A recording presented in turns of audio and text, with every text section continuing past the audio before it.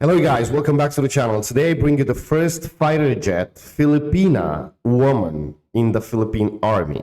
A lot of people said it's wow. Yes, it's wow, because being a fighter jet pilot, it's already something wow. Being a woman as well and being the first, it's something outstanding. Let's go and watch her story.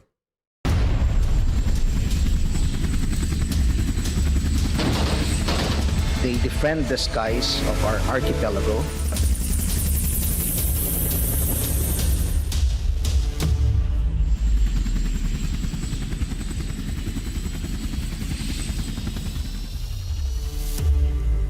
In 2022, the Philippine Air Force witnessed history in the form of a woman from North Cotabato.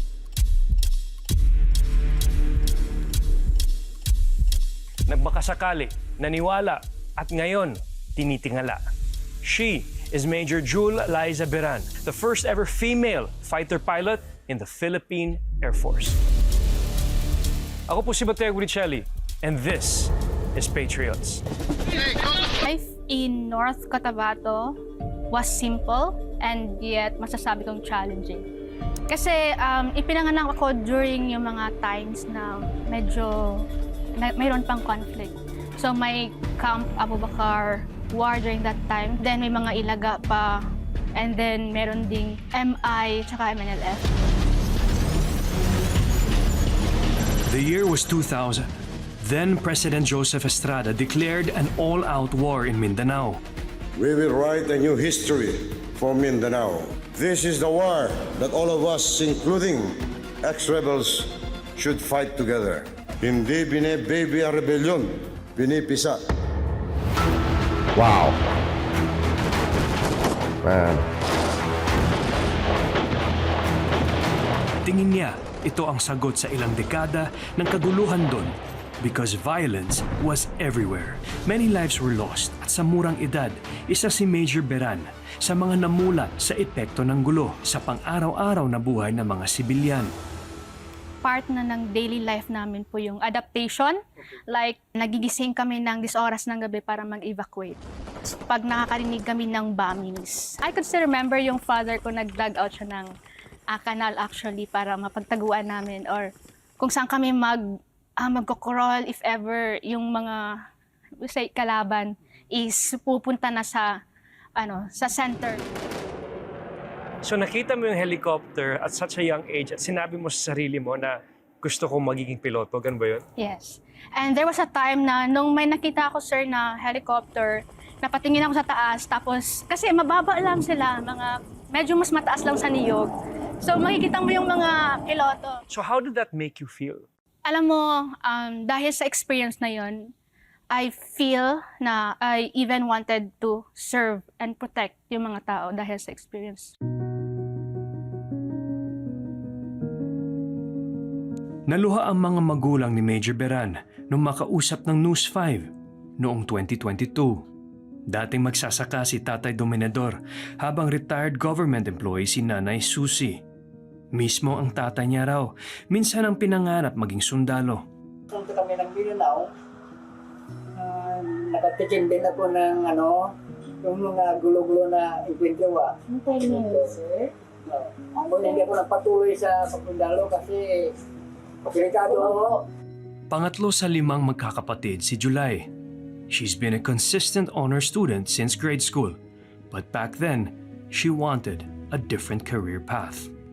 See guys, from a simple family, humble family, she had a dream to protect and serve, like she said, and for the country. And with a big heart, of course. And watching her father being emotional, for his daughter achievements, it's something so beautiful, man. Wow.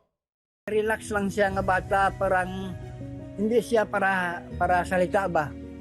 At saka, tahimik, at saka, kung siya, mag-i-study palagi. Gabi-gabi yan, study yan, mula ng mga alas 7, mag-abot ng mga alas 12, nag-study pa yan. At tinaano ko naman na, tama na yan, matulog ka na. Kung mayroon tayong panggasto, abogada sana. Pero sa kahirapan, wala man kaming panggasto na igagasto sa kanya. Pinapunta namin siya sa Davao. Hindi nila alam, ito na ang simula ng makinang na karera ng kanilang unika iha. Nag-take pala siya ng yung PMA. Hindi namin alam nga pagsabi niya, nakapasa na pala siya. Ang laking tuwa ko naman nakapasa siya sa PMA. Sabi ko, hindi na ako maggagasto sa kanya. Pero bago sumabak sa pagiging sundalo, minsan na rin siyang naging laman ng entablado.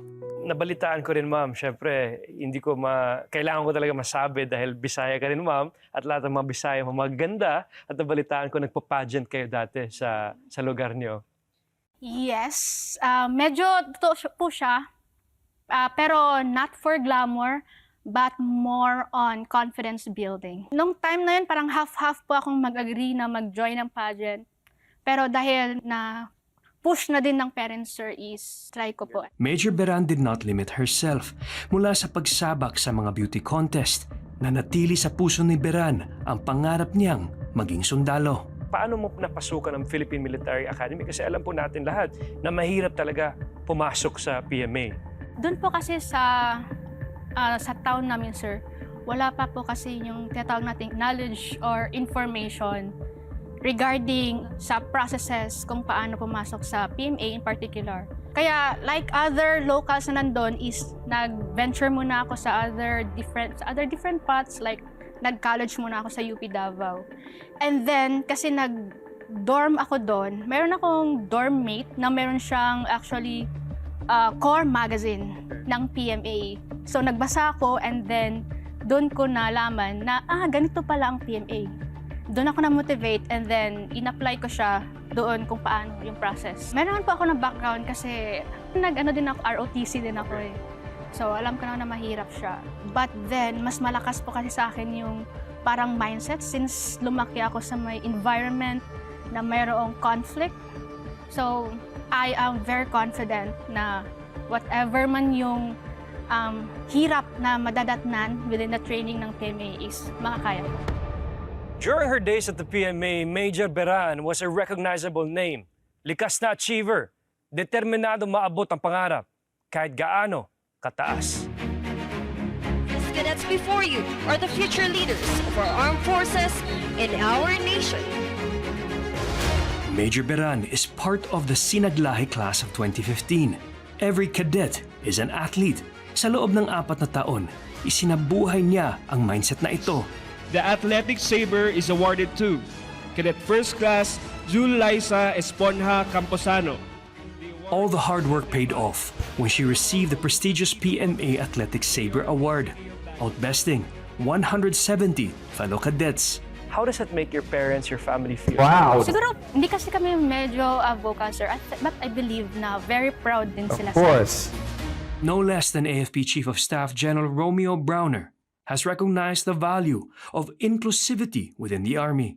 Malaki ang ambag ng mga babaeng tulad ni Major Beran. We have already done a lot of things to include women when we started accepting female cadets into PMA. That was a big, bold move that we did.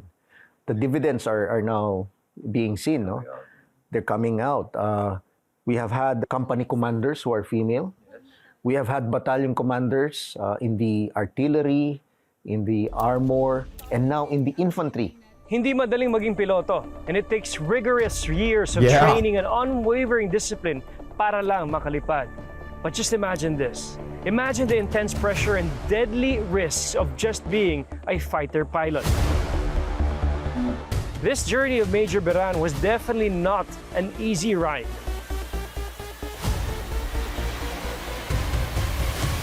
Obviously, you are willing to die for the country. Do you ask yourself na baka ito na yung huli ko?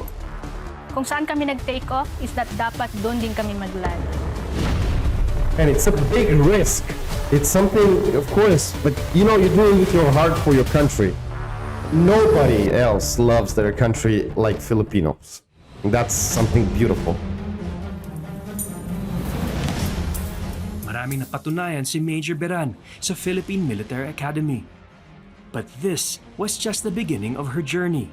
After hundreds of hours flying, she eventually graduated from the Philippine Air Force in 2017.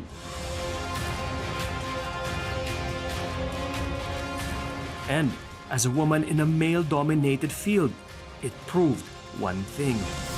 Major July Beran's achievement is indicative of the inclusivity, the professionalism that the Philippine Air Force and the crew that they train.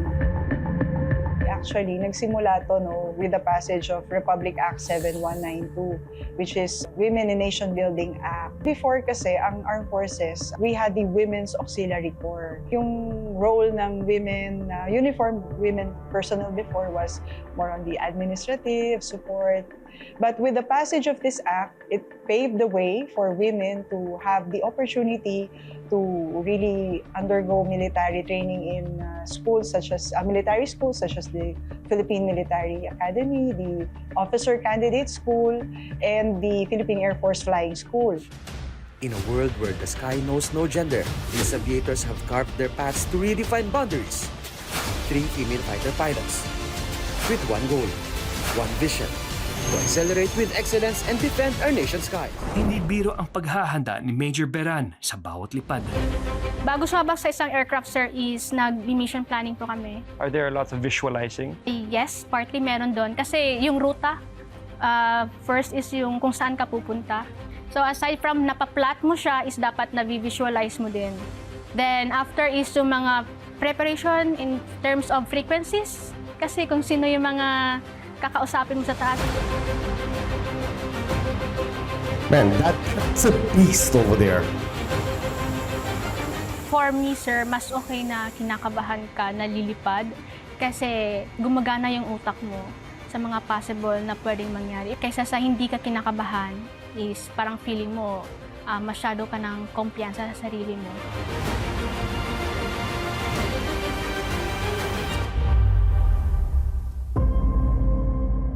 What are the lessons, the most important lessons bilang isang fighter pilot para sa sarili mo, kumbaga?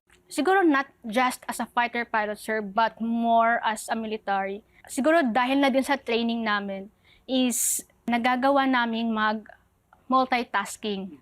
Yung mga natutunan mo sa ground is parang hindi siya yung dikahon. Think outside of the box, kumbaga. Yes, kasi hindi mo alam kung ano yung mangyayari sa taas, di ba? What if na-weather ka? So dapat marunong kang mag-adjust. As the Philippine Air Force moves towards modernization, ang mga tulad ni Major Beran ang nasa frontline ng pagbabagong ito. Her expertise as a fighter pilot is critical in defending our territory and sovereignty.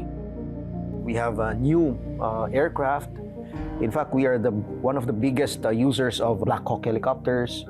We're getting more FA-50 jets from South Korea. We're looking at other multi-role fighters. And then we also have air and missile defenses already. But the important thing is to integrate all of this. We have to integrate all of this. As the Philippine Air Force continues to modernize, more of these workhorses will thrive and dominate the Philippine skies, bringing peace and hope to our country and people. We are now focused on territorial defense.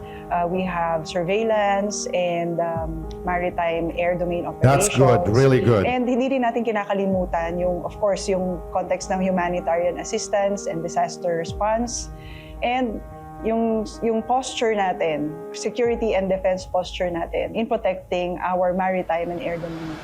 It's a very good moment now to be in the Air Force, into the armed forces of the Philippines. President Bongbong Marcos himself has repeatedly vowed to support the AFP modernization. Kasama na dyan ang pagpapaganda at pag-acquire ng marami pang air assets. So I say this with great pride. The Philippine Air Force is a force on its own right. It is a credible, agile, essential to our country's aerospace defense. The government will exert all efforts to provide the Philippine Air Force with the best possible equipment, training, and facilities. We remain relentless in ensuring that support will continue, because we know that when our troops are equipped and are attended to properly, they are empowered to fulfill their duties and serve the country with excellence. You are all well-trained, highly capable, and most importantly, more than willing to protect the citizens of the Republic and the Republic itself. Beautiful, guys. But I want to say something. Yes, of course, aircraft. modernization, all the equipment, whatever, it's important. But the thing that I've learned in all these videos about the Philippines, because this channel is dedicated to the Philippines, I've learned that the most important thing, call it a weapon, call it whatever you want, it's the Filipino heart and courage and people. And why I'm saying that, especially, I don't know, if I have to pick one video, I'm going to leave it now, here, at the end, where Filipino army, no goggles, no modern weapon, no nothing, managed to beat 140 teams because they had courage, heart, experience, of course, but especially, that courage that comes from the DNA of the Filipinos, never give up. And especially when you talk about the country, Filipinos will die for their country, and that's unique and beautiful for not only the country. I'm not talking how beautiful the Philippines is with the beaches, the sun, and all that kind of stuff. No, I'm talking about how beautiful the Filipino culture, blood, DNA. You got what I mean. Try to give a look at this video over here, and you understand that no warfare and warcraft and aircraft or whatever it is, it's going to change that. Give a Filipino the courage and a spear, and he's going to do something that nobody else can. Thank you for watching. Thank you for being here. Subscribe if you like what you're seeing. We have another channel, which is down below in the description if you want to go and check that out. And again, God bless the Philippines. Stay safe.